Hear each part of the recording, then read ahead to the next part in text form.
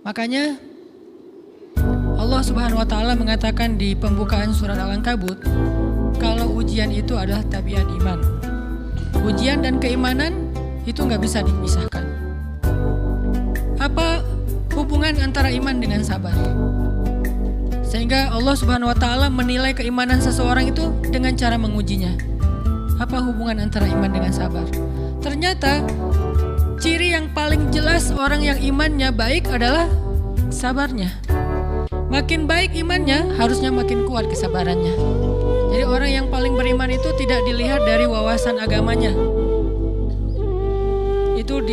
Itu lebih kepada orang yang berwawasan luas, yang ilmunya banyak, tapi belum tentu orang yang wawasannya luas adalah orang yang paling baik imannya, belum tentu. Bukankah iblis itu wawasannya luas? Dia mengerti banyak hal yang bahkan kita nggak ngerti. Iblis ngerti tentang dunia di langit. Iblis mengerti tentang alam yang ada di surga, alam yang ada di akhirat. Iblis tahu, bahkan udah masuk surga. Jadi ilmu iblis lebih banyak daripada kita sekarang. Tapi kenapa iblis malah tidak sebanding antara ilmunya, wawasannya dengan ketakwaan dan kesolehannya? Karena iblis tidak sabar dengan sebuah ujian. Ujian iblis apa? Eksis. Itu ujiannya iblis. Dia udah lama eksis, followersnya banyak. Setiap dia posting, orang berlomba-lomba jadi first like. Setiap dia posting, di repost rame-rame. Di YouTube viral. Channelnya tuh paling banyak subscribersnya. Iblis. Coba cari nanti di YouTube, iblis. Ada nggak channel? Itu udah viral banget loh, eksis banget. Tiba-tiba datang pendatang baru. Muncul pendatang baru. Pendatang baru ini tiba-tiba melejit. Followersnya langsung nambah, kejar-kejaran akhirnya disalib. Pas lagi kayak gitu, dia nggak kuat dengan ujian nama besar, ujian eksistensi, ujian popularitas, ujian siapa yang lebih dihargai, ujian-ujian kayak gitu. Sama kayak kita kadang-kadang ngerasa udah banyak jasa dalam sebuah organisasi, udah banyak jasa dalam sebuah komunitas, udah banyak jasa dalam sebuah lingkungan, masjid, sekolah, organisasi, teman-teman. Kita yang paling sering berkorban. Tapi ternyata yang eksis, yang masuk media, yang masuk TV justru orang lain. Itu kan ujian ya. Nah ini nih yang kadang-kadang ujian namanya zulzilu, diguncang perasaannya. Bukan diuji dengan fisik, kadang-kadang ujian sakit, capek, lelah buat kita bisa kita lalui tuh dalam sebuah organisasi ini.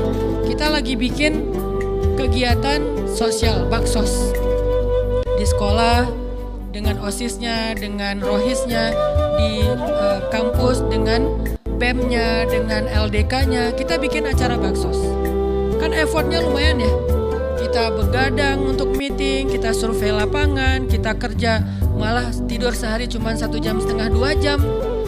Fisik kita lelah, fisik kita capek, kadang sampai sakit, sampai dirawat di rumah sakit gara-gara kena misalnya tipes gitu, gara-gara kita habis-habisan bekerja. Itu buat kita nggak masalah.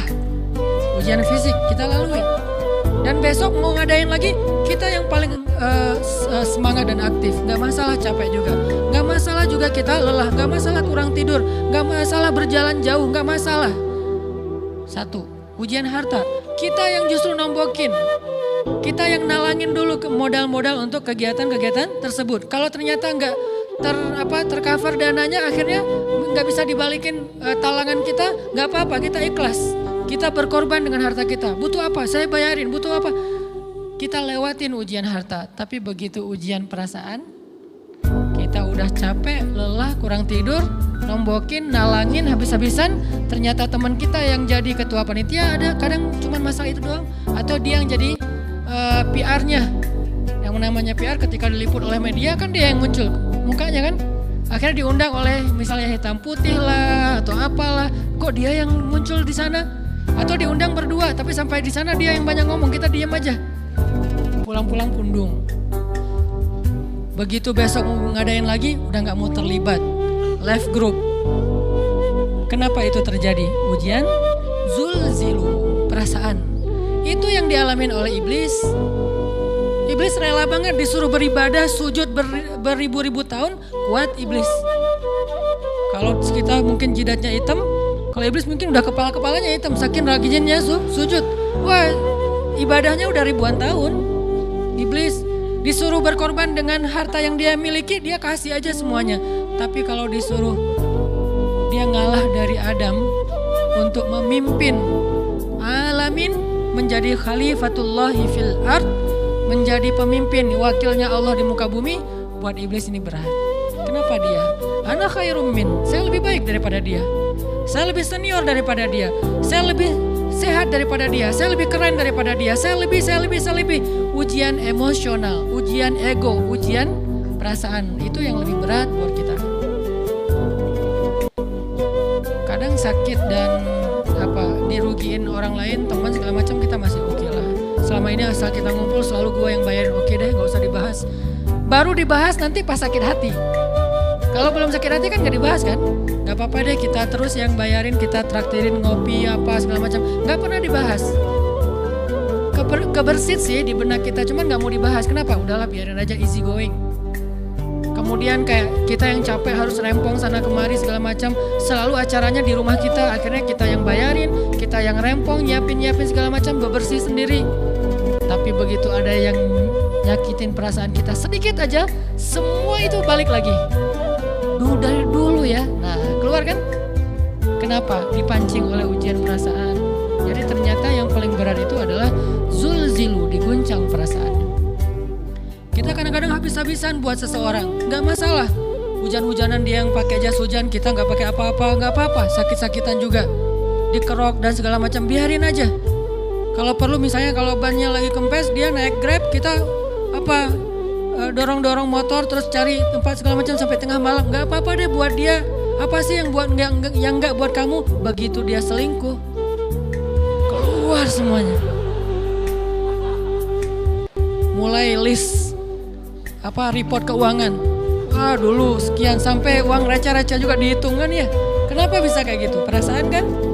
Nah ini nih yang kita coba belajar. Mungkin malam ini kita lebih banyak membahas tentang sabar terhadap ujian perasaan. Karena banyak macam-macam ujian. Nah gimana kita memanage perasaan kita? Gimana cara kita merecovery perasaan kita dengan bab sabar? Insya Allah nanti akan kita lanjutkan setelah selesai sholat isya. Barakallah. Bismillahirrahmanirrahim. Teman-teman yang dirahmati Allah Subhanahu wa taala, kita lanjutkan tentang masalah sabar. Terutama sabar zulzilu, ketika kita diuji dengan ujian ego, marah, perasaan, sakit hati, yang kayak gitu-gitu. Ini ujian jauh lebih berat daripada ujian fisik dan ujian harta. Termasuk rasa cinta, rasa benci, kadang itu menjadi ujian. Kenapa ujian? Bikin kita jadi tidak lagi logis, gak realistis, dan kadang-kadang mengabaikan hal-hal, nilai-nilai yang kita selama ini pegang sebagai satu kebenaran. Kita ngabaikan batasan-batasan syariat. Ini semuanya ujian dari Allah Subhanahu wa taala. Sehingga tidak disebut orang yang beriman kecuali ketika Allah Subhanahu wa taala melihat dia sabar dalam ujian. Kalau dia nggak sabar dalam ujian, malah di dalam pembukaan surat Al-Ankabut tadi Allah menggolongkan mereka termasuk orang-orang yang munafik. Apa arti yang orang munafik? Orang yang mengaku beriman tapi sebetulnya dia tidak beriman. Apa salah satu buktinya? Dia tidak sabar. Jadi kalau kita mau menilai diri kita mukmin atau munafik, dan ini bukan materi untuk menjudge orang lain, oh ternyata dia tuh munafik, bukan. Lagi-lagi konsep kita belajar itu angle-nya untuk diri kita sendiri. Saya sangat tidak merekomendasikan kita belajar untuk mendapatkan kaca pembesar, mencari-cari kesalahan saudara kita. Tapi kita belajar untuk semakin bisa bercermin untuk menemukan aib dan kekurangan diri kita. Jadi semakin kita tahu ilmu agama, semakin kita tahu ayat dan hadis, semakin kita punya cerminan untuk menilai diri kita dan memperbaiki diri kita. Bukan nyari kaca pembesar untuk memperjelas aib-aib dan kesalahan orang lain. Kalau kita pengen menilai diri kita ini orang yang mukmin atau munafik, caranya lihat aja kita sabar nggak nih, terutama dalam masalah emosional, dalam masalah ego, dalam masalah marah, dalam masalah hawa nafsu, dalam masalah perasaan cinta, dalam masalah benci segala macam. Masih bisa nggak kita adil bahkan kepada orang yang kita benci? Adil kepada orang yang kita benci, adil kepada musuh sekalipun. Bahwa jangan sampai kita gara-gara nggak suka kepada seseorang, kita berlaku zalim kepada dia. Jangan. Ini berarti kita harus ngelawan ego kita sendiri. Ego untuk memaafkan orang lain, ego untuk bisa melupakan kesalahan orang lain, ego untuk bisa berlapang dada dengan hal-hal yang gak nyaman daripada orang lain. Ini adalah ujian yang paling berat. Di situ kita bisa lihat kita nih mukmin atau munafik. Kalau nggak pernah sabar sama sekali dalam masalah ego, dalam masalah emosional, berarti jangan-jangan kita tergolong di antara orang-orang yang kata Allah, wa ma hum bimu'minin, mereka bukan orang yang beriman. Kata Allah di surat Al-Ankabut, mereka itu adalah wala ya'lamannallahul munafikin, orang-orang yang munafik. Nauzubillah min dzalik. Kalau kita merasa pernah sabar terhadap emosi kita, sekarang kita lihat sesering apa kita sabar terhadap emosi kita. Maka derajat seorang mukmin tergantung tingkat kesabarannya. Ada yang orang sabar hanya kalau disakiti dengan satu kata. Ada yang sabar dengan satu kalimat. Ada yang sabar dengan satu paragraf. Ada yang sabar dibully rame-rame juga dia sabar. Berarti lahum darajatun inda rabbihim. Orang beriman juga bertingkat-tingkat. Dan tingkatan itu tergantung tingkat kesabaran kita dalam menghadapi ujian, salah satunya ujian emosional kita, perasaan kita.